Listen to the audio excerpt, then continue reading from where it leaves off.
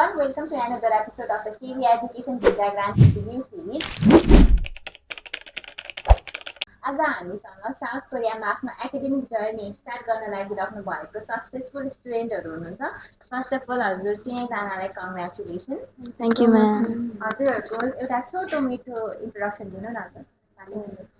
मेरो नाम चाहिँ एना बस्नेत हो अनि म 20 इयर्स अनि मेरो गाउँ सल्यानमा हो तर म काठमाडौँमै बसेछु। मेरो नाम चाहिँ उमा श्रेष्ठ हो। अब मेरो घर चाहिँ रामेछाप जिल्ला हो अनि हाल चाहिँ म यहीँ काठमाडौँमै बसिरहेको छु। मेरो नाम चाहिँ मिङमा लामा हो। म चाहिँ नयाँ बस्ती जोरपाटीमा बस्छु अहिले। भयो मलाई हजुरहरूको एकाडेमिक ब्याकग्राउन्डको बारेमा चाहिँ थोरै भनिदिनुहोस् न। हजुरको पास आउट इयर म पास आउट भएको इयर चाहिँ 2025 हो अनि 12को रिजल्टमा चाहिँ मेरो 3.21 आएको थियो। मेरो पास आउट इयर पनि 2025 नै हो अनि मेरो जिपिए चाहिँ 2.88।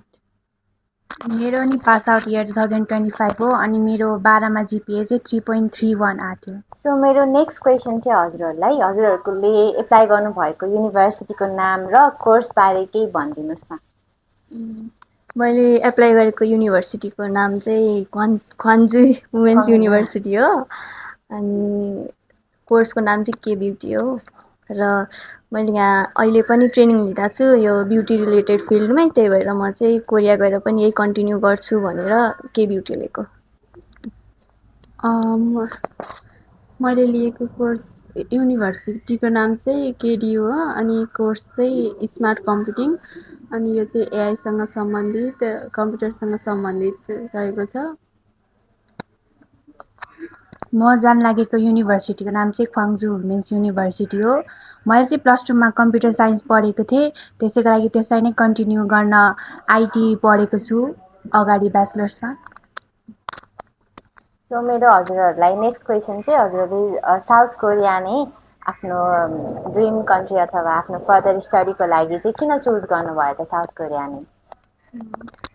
साउथ कोरिया चाहिँ साँच्ची भन्नुपर्दा फर्स्टमा चाहिँ ड्रामा हेरिन्थ्यो नि त अनि त्यहाँबाट म पनि जान पाएँ भए यस्तै एक्सपिरियन्स ठाउँहरूमा कि अब त्यस्तै एक्सपिरियन्स गर्न पाएँ भए सोच्थेँ होइन। तर पछि आएर चाहिँ अरूहरू नि खतरा खतरा कन्ट्रीहरू भेटेँ तर मेन कारण चाहिँ यसमा भिसा रेट नि धेरै छ अनि अफोर्डेबल लाइफस्टाइल पनि छ अनि प्लस मेरो एउटा सानैदेखिको रहर पनि थियो यहाँ जाने अनि मेरो अरू साथी दिदीहरू पनि यहीँ गइरहेको छ अनि त्यही भएर भेट पनि हुन्छ अनि सबै कुरा हुन्छ नि त ठिकठाक। त्यही भएर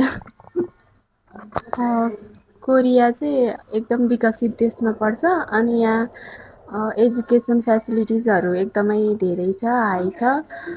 त्यही भएर अनि अब सेफ्टी पनि हाई नै छ।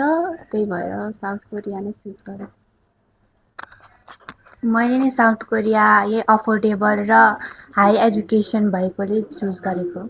सो मेरो अब नेक्स्ट क्वेसन चाहिँ हजुरहरूले युनिभर्सिटीको नामहरू भन्नुभयो र अब तपाईँहरूले त्यो युनिभर्सिटी चाहिँ किन चुज गर्नुभयो र त्यसमा चाहिँ कति कति स्कलरसिप पाउनुभयो, त्यो स्कलरसिपले तपाईँहरूको केलाई कभरअप भयो त्यसको बारेमा अलिकति भनिदिनुहोस् न।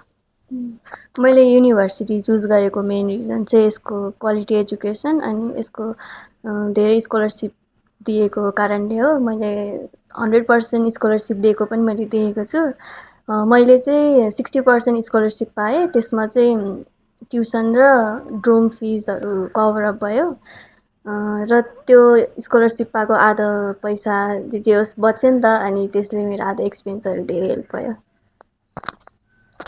मैले चाहिँ केडी युनिभर्सिटी चुज गर्नको कारण चाहिँ अब यहाँको एजुकेसनको क्वालिटी पनि धेरै राम्रो छ अनि एजुकेसन फेसिलिटिजहरू एकदमै राम्रो छ। गर्ल्सहरूको लागि एकदमै सेफ्टी पनि रहेको छ अनि मैले चाहिँ यो युनिभर्सिटीबाट 30% स्कलरसिप पाएँ।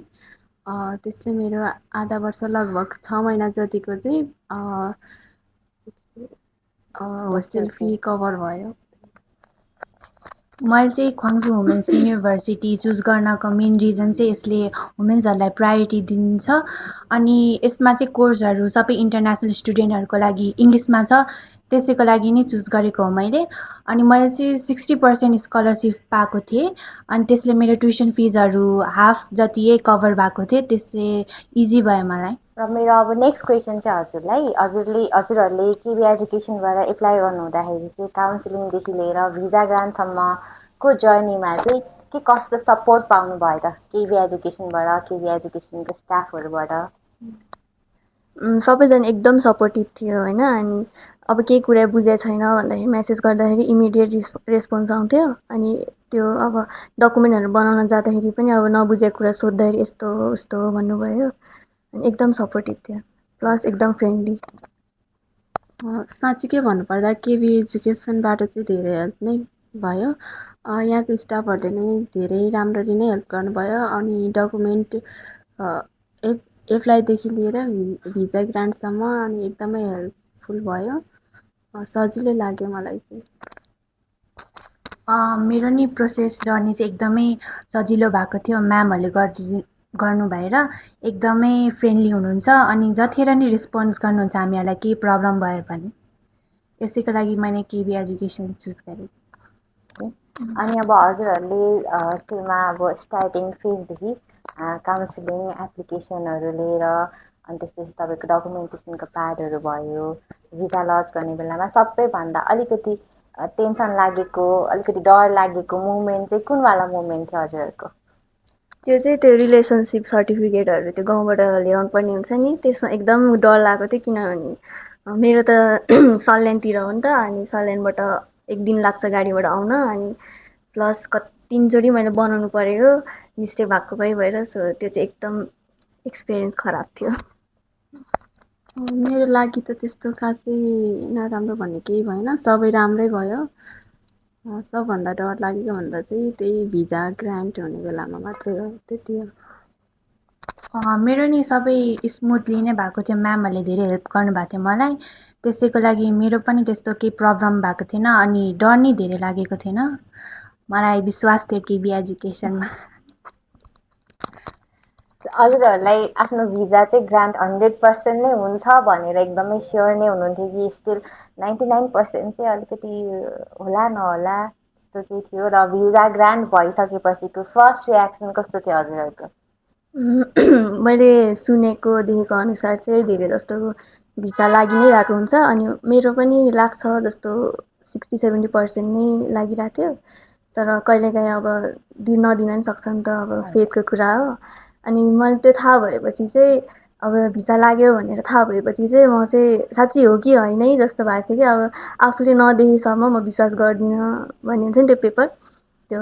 अनि त्यही भएर म गएँ कन्सल्टेन्सी। अनि त्यहाँ चाहिँ साँच्ची रहेछ भनेपछि म हाँसौँ कि के गरौँ भनेर पुरै सकमा थिएँ कि।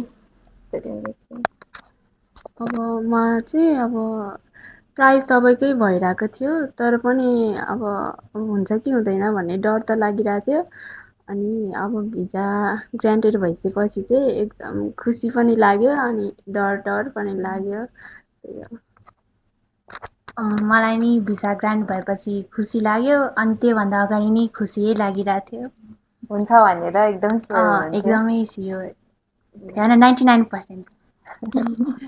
ओके, सो अब लास्ट क्वेसन भनौँ यो चाहिँ। हजुरहरूले अब के म्यासेज दिन चाहनुहुन्छ त जति पनि अब नयाँ स्टुडेन्टहरू आउनुहुन्छ उहाँहरूले, अब अथवा कोही स्टुडेन्टहरू कोही यहाँको प्लानिङ गर्दै हुनुहुन्छ उहाँहरूलाई चाहिँ के सजेसन दिन चाहनुहुन्छ? र केबी एजुकेसन चाहिँ किन चुज गर्नु भनेर सजेस्ट दिन चाहनुहुन्छ त? अहिले धेरै जस्तो त्यो फ्रडहरू देखिरहेको हुन्छ नि, भेटिरहेको हुन्छ। तर म चाहिँ ग्यारेन्टी दिन्छु यो चाहिँ एकदम राम्रो वालै कन्सल्टेन्सी हो र केही त्यस्तो गर्दैन। अनि यदि इन्ट्रोभर्ट या एक्सट्रोभर्ट जे भए पनि टिचरहरू चाहिँ एकदम फ्रेन्डली नै हुनुहुन्छ, प्लस एकदम सपोर्टिभ हुनुहुन्छ। यदि अब ला सोध्न डर लाग्छ भन्ने यस्तो फिल हुन्छ भने आएर एकदमै हेल्पफुल, सबैजना हेल्पफुल हुनुहुन्छ। त्यही भएर म चाहिँ यो के अरे इन्स्टिट्युट नै रेकमेन्ड गर्छु तपाईँ सबैजनालाई।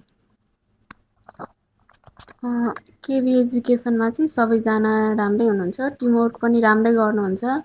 अनि अब हामीलाई केही अप्ठ्यारो पऱ्यो भने अनि सजिलै तरिकाबाट सिकाउनुहुन्छ, गर्न लगाउनुहुन्छ। त्यही भएर म भन्छु अब नयाँ स्टुडेन्टहरू हुनुहुन्छ भने केबी एजुकेसनलाई नै चुज गर्नु होला भनेर। यहाँ केबी एजुकेसनको इन्भाइरोमेन्ट चाहिँ एकदमै पोजिटिभ र फ्रेन्डली छ अनि यहाँको म्यामहरूदेखि लिएर सरहरू सबैजना चाहिँ एकदमै सपोर्टिभ, स्टुडेन्टहरूलाई धेरै सपोर्ट गर्ने हुनुहुन्छ र सबै डकुमेन्ट प्रोसेसमा चाहिँ एउटा पनि प्रब्लम नआउने गरेर नै काम हुन्छ उनीहरूको चाहिँ। त्यसैको लागि चाहिँ म आउने स्टुडेन्टहरूलाई चाहिँ रिकमेन्ड गर्छु कि केबी एजुकेसन नै एकदमै राम्रो चोइस हो अगाडि एब्रोड फ्युचरको लागि। थ्याङ्क यू हजुरहरूलाई। वान्स अगेन म हजुरहरूलाई धेरै धेरै बधाई शुभकामना दिन चाहन्छु। Thank you ma'am. KB Education. Know, believe beyond.